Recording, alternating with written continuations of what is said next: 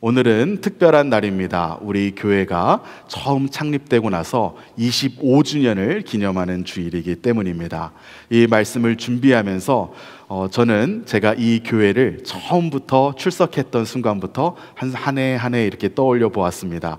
우리 교회 여기 처음에 교회가 창립될 때부터 신앙생활 하셨던 분도 계시고, 또 창립한 지 1주년, 2주년 때부터 오셔서 지금까지 오랜 시간 동안 창립 이후에 우리 교회에서 신앙생활 하셨던 분들에게 들었던 그런 이야기를 하나하나 또 떠올려 보면서 참 감사하다라는 마음도 들었고, 또 참 그 신앙이 귀하다라는 생각도 들었습니다. 그러면서 제가 지난 시간들을 쭉 돌이켜 보면서 작년을 떠올려 보았더니, 작년에는 이맘때쯤에 또 우리가 성지순례를 가기 위해서 열심히 기도하고 준비했던 그런 시간들이 또 떠올랐습니다. 그런데 작년에 또 아주 큰 일이 하나 있었습니다. 무슨 일인지 혹시 기억하십니까? 작년 이 즈음에 튀르키예와 시리아에서 아주 큰 지진이 있었습니다. 그래서 그때 우리가 또 성지순례를 준비하면서 그 같은 지역에, 좀 멀리 떨어진 지역이지만 어쨌든 중동 약간 그 위쪽에 튀르키예 그리고 시리아 이쪽 지역에 큰 지진이 났다고 하니까 우리가 성지순례를 잘 갈 수 있을까 하면서 여러분들이 이렇게 걱정하셨던 그런 기억이 떠올랐습니다. 그때의 그 지진으로 인해서 참 많은 도시에서 건물들이 파괴되고 아주 많은 사상자들이 있었습니다. 그래서 우리 교회도 그 지역에서 당한 일들로 인해서 아픔을 겪는 그러한 사람들을 위해서 또 모금을 하고 헌금을 해서 사랑의 헌금을 전달하기도 했습니다. 그런데 이 지진을 통해서 튀르키예의 아주 작은 한 도시가 주목을 받았습니다. 어떤 도시냐면 에르진이라고 하는 그런 도시였습니다. 인구가 4만 2천여 명밖에 되지 않는 아주 작은 도시이고, 그 전에는 그래서 별로 주목을 받지 않았던 그런 도시였습니다. 그런데 지진이 났을 때 이 주변에 있는 많은 도시들에서 거의 모든 건물들이 다 무너지고 아주 많은 사상자들이 발생했을 때 이 에르진이라는 도시에서는 단 한 채의 건물도 무너지지 않았고, 그래서 단 한 명의 사상자도 발생하지 않았습니다. 큰 도시도 아니었고 작은 도시였습니다. 그런데 이 도시에서는 그 큰 지진에서 많은 건물들이 무너졌음에도 불구하고 이 도시에서는 단 한 채의 건물도 무너지지 않았던 것이죠. 왜 그랬을까요? 이 도시만 지진으로 피해를 입지 않은 것은 무엇 때문이었을까요? 사람들이 나중에 알아보니 무엇 때문이었냐면 이 도시의 시장님 때문이었습니다. 이 도시의 시장님은 아주 원칙주의자로서 본인의 시장으로서의 시장의 역할을 잘 감당해야 된다라는 이러한 사명감을 가지신 분이었습니다. 그래서 본인이 시장으로 이렇게 일을 하고 있을 때 건축업자들이 와가지고 이런 부분을 좀 눈 감아 주십시오라고 하거나 이런 부분을 좀 잘 넘어갈 수 있게 법을 약화시켜 주십시오라고 하는 것에 절대 흔들리지 않고 원칙대로 안전하게 집을 지으라고 했다고 합니다. 아주 작은 도시에서 많은 사람들이 살지도 않는 중요하지 않은 도시지만 본인에게 주어진 일을 그렇게 원칙대로 했던 것이죠. 그랬더니 원래의 기준에 따라서 지었던 건물들이 큰 지진이 났을 때도 전혀 무너지지 않고 단 한 명의 사상자를 내지 않았던 것이죠. 이 도시는 아주 안전했습니다. 지진이 나기 전에는 이 도시에 있는 건물들이나 다른 도시에 있는 건물들이나 별로 크게 차이가 나지 않았습니다. 오히려 이 도시에서는 정확하게 그런 규칙들을 따라서 건물들을 지어야 되니 크고 화려한 건물들을 지을 수 없었습니다. 다른 도시에 있는 건물들이 훨씬 더 높게 지을 수 있었고, 훨씬 더 화려하게 지을 수 있었고, 훨씬 더 멋지게 지을 수 있었습니다. 이 도시 에르진이라는 도시에 있는 건물들은 어떻게 보면 볼품없고 튼튼하긴 하지만 사람들의 마음을 끌지 못하는 그런 건물들만 가득했습니다. 그런데 막상 지진이 왔을 때 그 멋있던 건물들은 다 무너졌는데 이 에르진이라고 하는 작은 도시의 건물들은 전혀 무너지지 않았던 것이죠. 이 이야기를 떠올리면서 예수님께서 비유로 하신 말씀이 또한 제 마음속에 떠올랐습니다. 예수님께서 비유로 반석 위에 집을 지은 사람과 모래 위에 집을 지은 사람을 비교하십니다. 반석 위에 지은 집과 모래 위에 지은 집은 평소에는 차이가 없습니다. 그러나 비가 와서 홍수가 나고 거센 바람이 불면 상황이 완전히 달라집니다. 똑같은 모습을 하고 있다고 할지라도 완전히 다른 결과를 맞이하게 되는 것이죠. 그래서 예수님은 우리가 반석 위에 집을 지어야 된다라고 말씀하시면서 반석 위에 집을 짓는 자는 바로 어떤 사람들이냐? 하나님의 말씀을 듣고 행하는 자들이 반석 위에 집을 짓는 자들이다라고 이렇게 말씀해 주십니다. 오늘 우리가 읽은 본문에서도 예수님은 반석 위에 내 교회를 세우겠다라고 말씀하십니다. 그렇다면 예수님께서 내 교회를 세우겠다라고 말씀하신 그 반석은 무엇을 의미할까요? 여러 가지 이야기가 있지만 우리 교회에서, 우리 개신교회에서 해석하는 이 반석은 무엇이냐? 바로 베드로의 고백입니다. 베드로가 바로 앞전에 주는 그리스도시요 살아계신 하나님의 아들이시니이다 라고 고백을 했고, 예수님께서 그 고백 위에 내가 내 교회를 세우겠다라고 말씀하셨던 것이죠. 예수님은 베드로의 이 고백 위에 교회를 세우겠다고 말씀하셨는데, 그렇다면 이 고백이 도대체 무엇이기에 예수님께서 교회를 세우시는 반석이 될 수 있을까요? 예수님은 왜 이 고백 위에 교회를 세우시겠다고 말씀하셨을까요?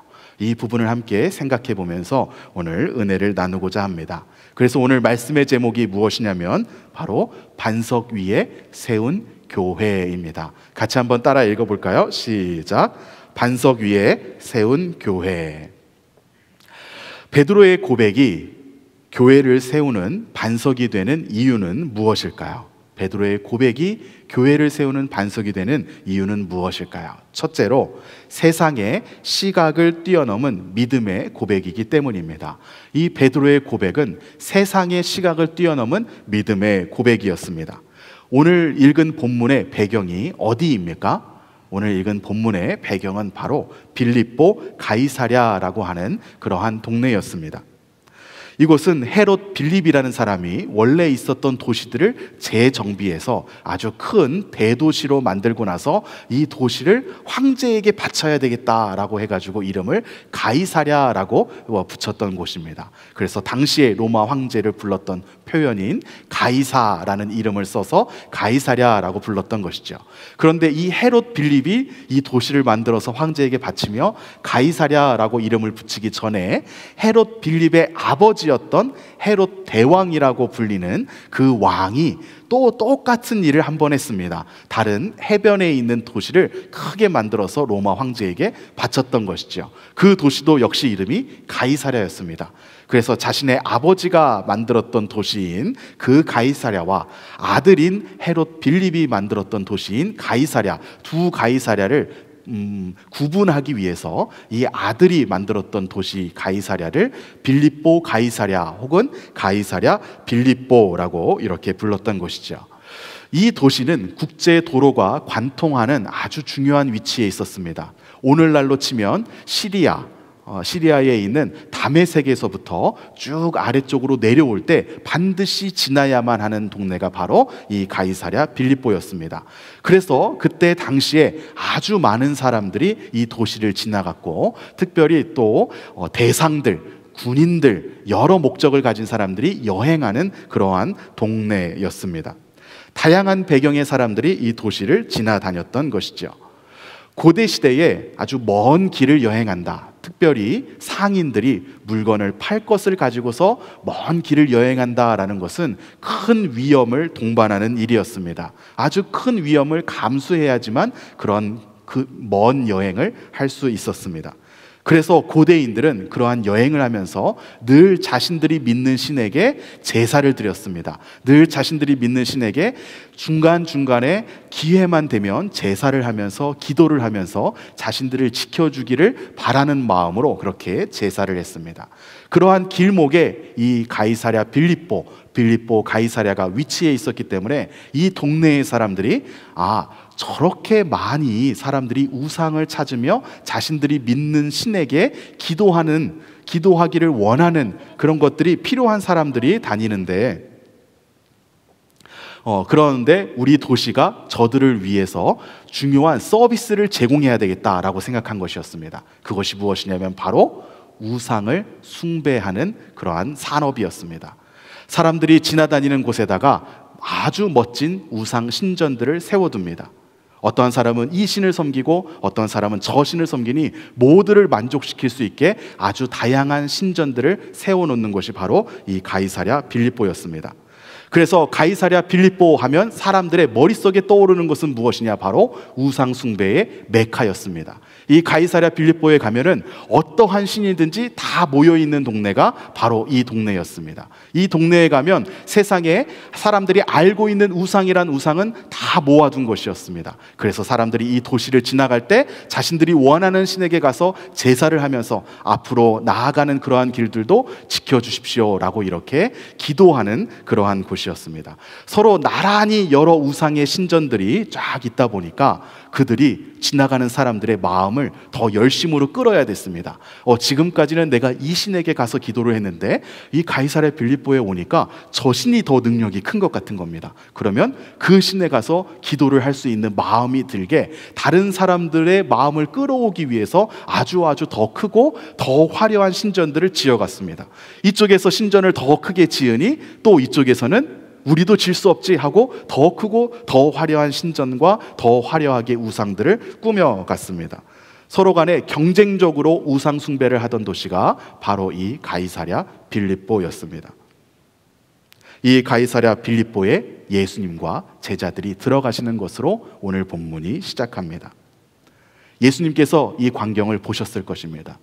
여러 우상들 그리고 여러 우상의 신전들이 서로 간에 경쟁이나 하듯이 내가 더 능력 있는 신이다라고 뽐내기 위해서 화려하게 그럴듯하게 만들어져 갑니다. 예수님께서 이 도시에 들어가서 제자들과 함께 그 광경을 보십니다. 그리고 예수님께서 제자들에게 물어보십니다. 무엇이라고 물어보실까요? 오늘 본문 13절 말씀입니다. 같이 읽겠습니다. 시작. 예수께서 빌립보 가이사랴 지방에 이르러 제자들에게 물어 이르시되 사람들이 인자를 누구라 하느냐.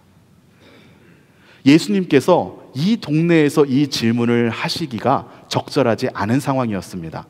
마치 함정 같습니다. 예수님의 모습은 아주 남루하고 보잘것없습니다.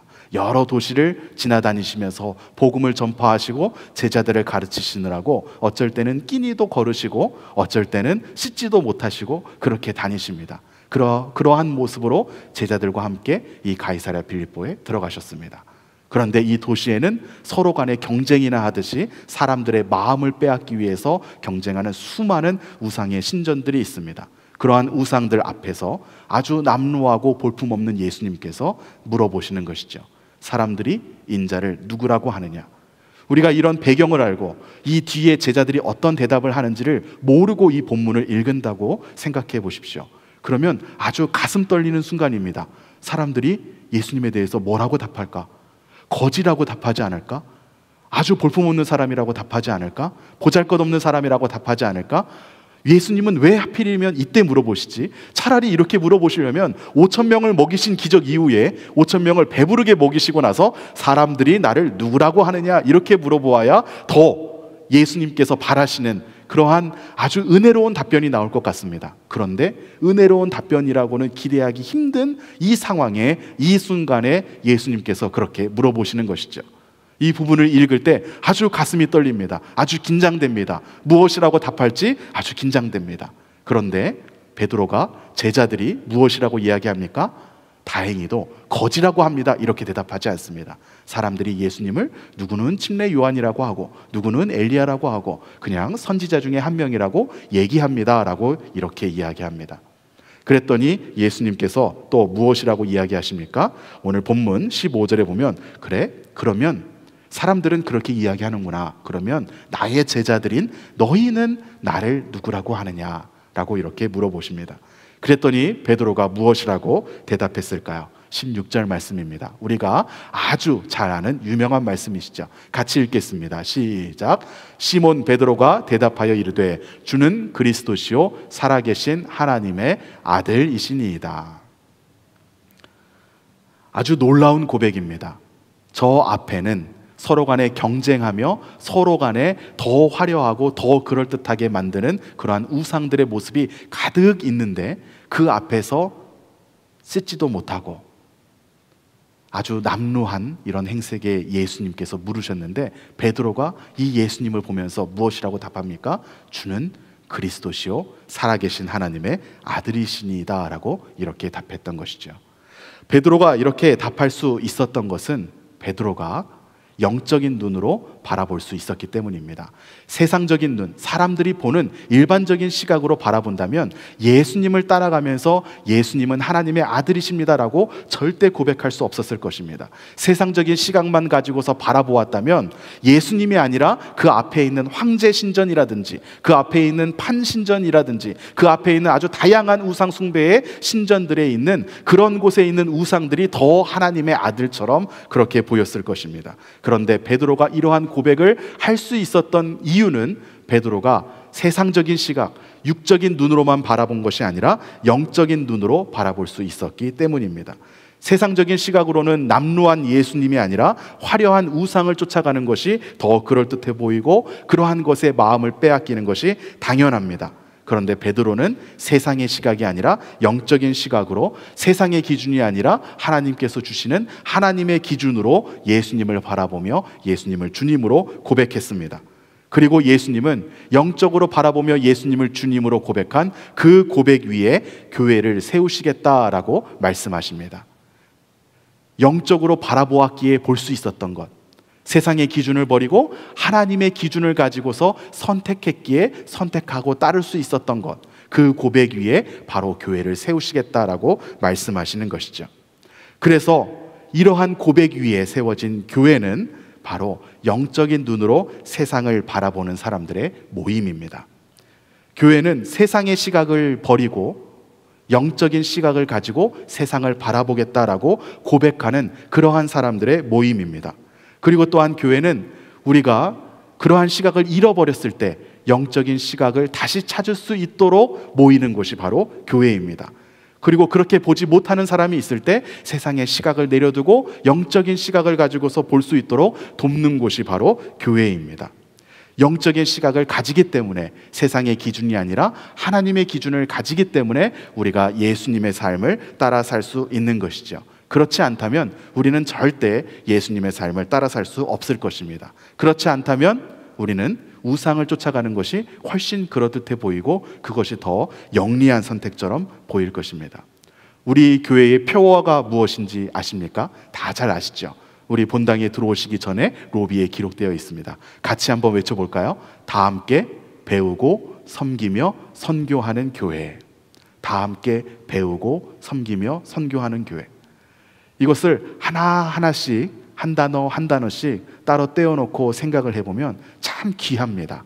왜냐하면 이 네 가지 표현에 예수님께서 하신 모든 사역을 다 담고 있고 교회가 나아가야 되는 모든 것을 다 담고 있기 때문입니다. 그래서 이 관련된 내용으로 제가 오늘 주보에 칼럼을 썼습니다. 나중에 예배 마치시고 잘 읽어보시기 바랍니다. 우리가 다 함께 할 수 있는 이유는, 우리가 다 함께 해야 되는 이유는 세상적인 시각을 가지고 바라보기 때문이 아닙니다. 세상적인 시각을 가지고 바라보면 다 함께 하기 싫은 사람들이 얼마나 많은지 모릅니다. 이 사람은 이래서 싫고 저 사람은 저래서 싫고, 이 사람은 이래서 괜찮지만 그래도 이런 부분은 좀 싫고, 이 사람은 이런 부분은 싫지만 이런 부분은 조금 나은 것 같고, 다 함께 하고 싶지 않습니다. 나 혼자 하는 게 편하고 내가 원하는 사람들만 함께 하고 싶습니다. 그렇지만 영적인 눈을 가지기에 우리는 다 함께 할 수 있습니다. 하나님을 배우는 것도 우리가 세상적인 시각을 바라본다면 세상에서 써먹지 못할 지식 같습니다.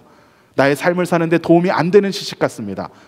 그렇지만 우리는 영적인 눈을 가지고 있기 때문에 하나님을 배우는 것이 즐겁고 기쁘고 하나님을 알아가는 것이 우리에게 기쁨이 됩니다. 세상적인 시각을 가진다면 우리는 서로 섬기지 않습니다. 세상에서는 내가 얼마나 많이 섬기느냐가 아니라 내가 얼마나 많은 섬김을 받느냐가 내가 좋은 인생을 살았냐, 좋지 못한 인생을 살았냐를 판가름하는 기준이 됩니다. 그러나 교회에서는 내가 얼마나 많은 섬김을 받았느냐가 아니고 내가 얼마나 많은 섬김을 섬기고 있느냐가 내가 신앙생활을 잘하고 있느냐 못하고 있느냐를 판가름합니다. 세상적인 기준이 아니라 하나님의 기준이고, 세상의 시각이 아니라 하나님의 시각, 영적인 시각을 가지고 바라보기 때문입니다. 선교도 마찬가지입니다. 세상적인 시각으로는 절대 이해가 되지 않습니다. 목숨을 걸고 오지에 가서 복음을 전하며 모든 불편함을 감수하는 이러한 선교사님들의 삶이 이해가 가지 않습니다. 영적인 시각으로 바라보기 때문에 우리가 선교를 할 수 있습니다. 우리의 삶을 포기하고 물질을 들여서 선교에 동참할 수 있는 것이죠. 베드로도 이 영적인 시각을 가졌기 때문에 이러한 고백을 할 수 있었고, 영적인 시각으로 예수님을 바라보면서 한 그 고백 위에 예수님께서 교회를 세우겠다라고 말씀하셨습니다. 오늘날도 우리는 우리 교회에서 함께 신앙생활하며 영적인 시각을 가지고 다 함께 하나님을 예배하며 섬기며, 다 함께 하나님을 배우고, 다 함께 서로 섬기고, 다 함께 선교하는 이러한 신앙생활을 해 나갑니다. 베드로가 가졌던 그러한 영적인 시각을 여러분들도 가지시기를 주님의 이름으로 축복합니다. 영적인 시각을 가지고 다 함께 배우고 섬기며 선교하는 이 영적인 기쁨을 누리시기를 주님의 이름으로 축복합니다. 두 번째로 베드로의 고백이 교회를 세우는 반석이 되는 이유는 무엇일까요? 두 번째로 바로 이 베드로의 고백은 하나님의 도우심으로 베드로가 한 고백이기 때문입니다. 하나님의 도우심으로 한 고백이었습니다. 예수님께서 사람들이 나를 누구라고 하느냐, 그래 그러면 너희는 나를 누구라고 하느냐, 이렇게 물으셨을 때 베드로가 아주 멋진 고백을 합니다. 주는 그리스도시요 살아계신 하나님의 아들이시니이다. 이 고백을 했던 베드로도 스스로 놀랐을 것 같습니다. 얼마나 뿌듯했을까요? 이 고백을 해놓고서도 이야 정말 멋진 고백이다라고 본인에게 좀 뿌듯한 마음이 들었을 것 같아요. 예수님께서도 베드로의 고백이 옳다라고 대답하십니다. 우리 17절 말씀 같이 함께 읽겠습니다. 시작. 예수께서 대답하여 이르시되 바요나 시모나 내가 복이 있도다. 이를 내게 알게 하니는 혈육이 아니요 하늘에 계신 내 아버지시니라. 여기서 말씀하시는 것을 들어보면 예수님께서 뭐라고 하십니까? 내가 복이 있도다 라고 말씀하십니다. 그냥 예수님께서 맞다, 잘 대답했다 이렇게 하시는 것이 아니고 내가 복이 있도다 라고 이렇게 말씀하시는 것이죠.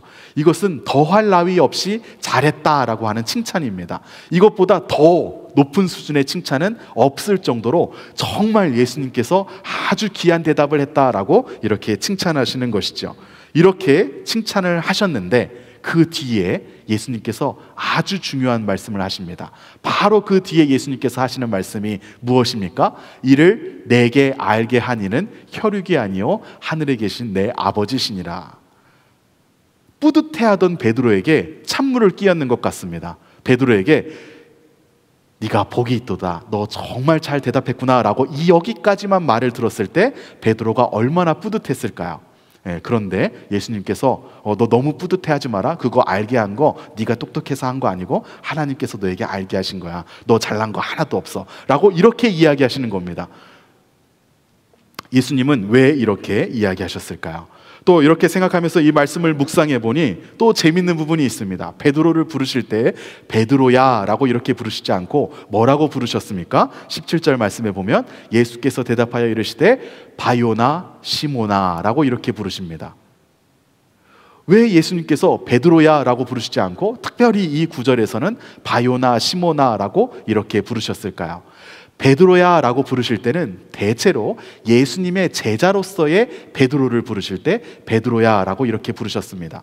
그런데 베드로야 네가 참 잘 대답했다라고 이렇게 예수님께서 말씀하신다면 예수님의 제자로서의 베드로, 예수님으로부터 직접 훈련을 받은 그 예수님의 제자로서의 베드로였기 때문에, 예수님으로부터 직접 교육을 받은 훈련을 받은 사도였기 때문에 이러한 고백을 할 수 있었다라고 오해를 할까봐, 그렇게 그러한 것에 베드로의 지위, 사도의 지위 이런 것에 휘둘리지 않도록 예수님께서 인간적인, 너무나 인간적인 이름으로 베드로를 부르시는 것입니다. 바요나 시모나.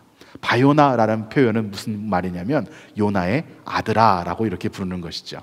그래서 전혀 뛰어나지 않고 전혀 영적이지 않고 네가 누구의 아들인지도 내가 다 안다. 누구누구의 아들 누구야 라고 이렇게 예수님께서 부르시는 것이죠. 베드로의 이 고백이 절대 베드로의 뛰어난 신앙, 베드로가 예수님으로부터 제자 훈련을 받은 그 훌륭한 제자였기 때문에 할 수 있었던 고백이 아니었다라는 것을 확실하게 알려주기 위한 요소들로 이 구절은 가득합니다. 예수님께서 이렇게까지 말씀하시는 이유는 무엇이었을까요?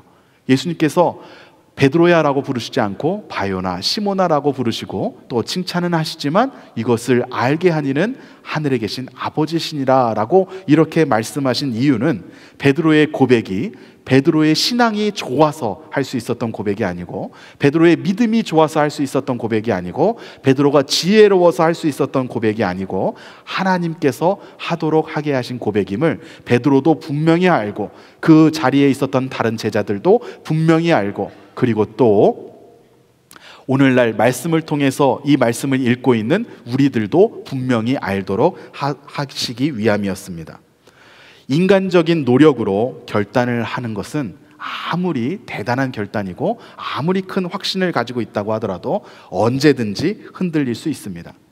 지금 당장은 무엇이든지 할 수 있을 것 같고, 지금 당장 생각할 때는 절대 흔들리지 않을 것 같아도 상황이 좋지 않아지고 어려워지면 얼마든지 흔들릴 수 있는 것이 바로 인간입니다.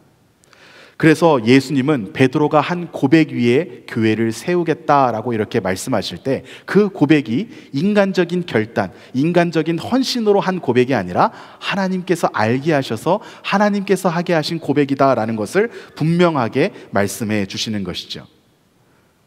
이 말씀을 우리의 삶 가운데 우리의 믿음에 적용해서 생각해 보면 동일합니다. 우리도 예수님을 나의 주님이다 라고 이렇게 고백하고 믿음으로 구원을 얻었지만, 우리가 예수님을 나의 주님이십니다 라고 고백했던 것은 우리가 우리의 삶을 돌아보니 제가 죄인이군요 라고 우리가 지혜로워서 고백한 것이 아닙니다. 예수님의 도움으로만, 예수님의 피로서만 나의 죄를 정결케 할 수 있습니다 라고 우리의 믿음이 좋아서, 우리가 의로워서 예수님을 받아들인 것이 아닙니다. 우리가 예수님을 주님이라고 고백한 것은 누구 때문입니까? 바로 하나님께서 도와주셨기 때문이라고 성경은 말하고 있습니다. 고린도전서 12장 3절 말씀이 이 사실을 잘 이야기해 주고 있습니다. 같이 한번 읽어볼까요? 시작. 그러므로 내가 너희에게 알리노니 하나님의 영으로 말하는 자는 누구든지 예수를 저주할 자라 하지 아니하고 또 성령으로 아니하고는 누구든지 예수를 주시라 할 수 없느니라. 예수님을 주님이라고 고백하는 것은 성령께서 도와주셨기 때문입니다. 우리가 예수님을 저주할 자다라고 거부하며 예수님을 비난하지 않는 것은 하나님께서 우리에게 하나님의 영을 부어주셨기 때문입니다. 그래서 우리는 우리의 고백이지만 이 고백은 하나님께서 하신 고백이기 때문에 우리의 구원이 영원하다, 이 고백을 한 신자들은 영원히 안전하다라고 고백할 수 있는 것이죠. 똑같이 나는 죄인입니다, 예수님의 피로써 나는 구원을 받을 수 있습니다 라고 이렇게 고백을 한다고 하더라도 하나님의 영으로 고백하지 않는 고백도 있습니다. 그 순간적인 감정으로 내가 고백하겠습니다, 순간적인 분위기에 휩쓸려서 내가 죄인입니다 라고 고백한 이 고백들은 겉모습은 똑같을지라도 반석이 아니기 때문에 언젠가는 흔들릴 수밖에 없습니다. 오랫동안 신앙생활 하시면서 그런 분들을 많이 보시지 않았습니까? 우리가 하는 고백은, 이 고백을 통해서 우리가 진정으로 구원을 누리고 우리가 진정으로 하나님의 자녀가 되기 위한 고백은 우리의 의로움으로, 우리의 지혜로 하는 것이 아니라 하나님께서 우리에게 하게 하신 고백입니다. 베드로가 했던 고백도 마찬가지입니다. 베드로가 주는 그리스도시요 살아계신 하나님의 아들이시니이다라고 이렇게 위대한 고백을 할 수 있었던 것은 베드로가 믿음이 좋았고 베드로가 훈련을 잘 받았기 때문이 아니라 하나님께서 베드로에게 그것을 알게 하셨기 때문입니다. 베드로가 인간적인 노력으로, 인간적인 결단으로 이 고백을 했다 그러면 너무나 위태위태합니다. 왜냐하면 우리가 잘 알듯이 얼마 지나지 않아서 베드로는 예수님을 알지 못합니다라고 이렇게 배반하기 때문입니다. 베드로는 흔들릴 수 있고 베드로는 실패할 수 있고 베드로의 고백은 이렇게 무너질 수 있지만 하나님께서 알게 하신 고백은 실패하지 않습니다. 하나님께서 하게 하신 고백은 흔들리지 않고 무너지지 않습니다. 그래서 예수님은 베드로의 고백이 베드로가 한 것이 아니라 하나님께서 알게 하신 것임을 분명하게 말씀하신 이후에 그 고백 위에 교회를 세우겠다라고 말씀하시는 것이죠. 이 사실이 얼마나 감사한지 모릅니다.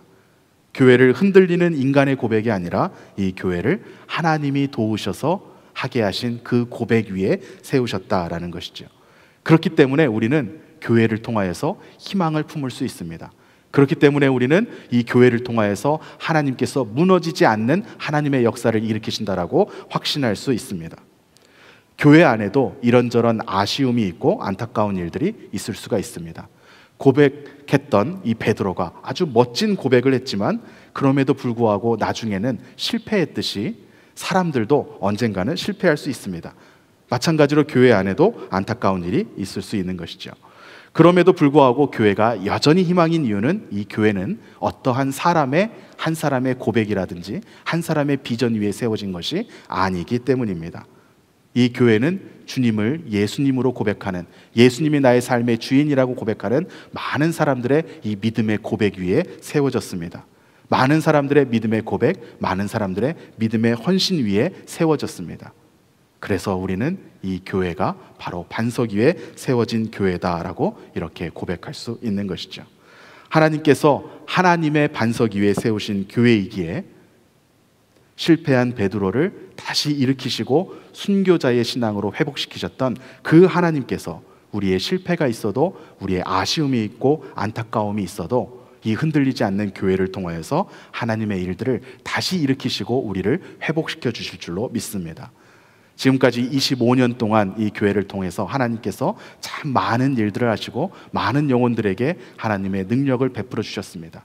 앞으로의 역사 가운데서도 이 능력들을 계속해서 베풀어 주실 줄로 믿습니다. 하나님의 고백 위에 하나님께서 하게 하신 그 고백 위에 세워진 교회이기 때문입니다. 우리 사랑하는 플라워 마운드 교회 성도 여러분, 우리 교회는 예수님께서 말씀하신 반석 위에 세운 교회가 되어야 합니다.